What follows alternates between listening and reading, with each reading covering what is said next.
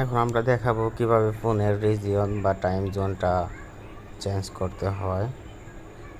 এখান থেকে রিজিয়ন অপশনে সার্চ দিলাম, ভিতরে ঢুকলাম, এখানে বাংলাদেশ আছে, ইউএস ইউনাইটেড স্টেটস করে দিলাম।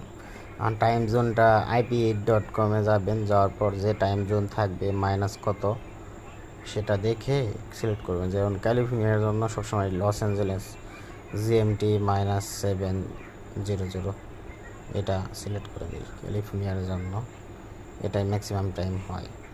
তো IP8-এ চেক করবেন, দেখবেন যে 100% হয়ে যাবে।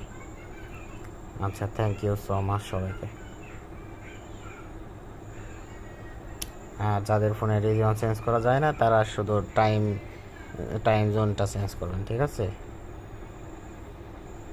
এইখানে যাই, যে টাইম জোনটা চেঞ্জ করলে হয়ে যাবে। তো প্যাসিফিক টাইম, GMT, মানে যাদের অপশন নাই। এখন আপনাদের একটা মজার জিনিস দেখাই, আমার স্ক্রিন অফ করলাম।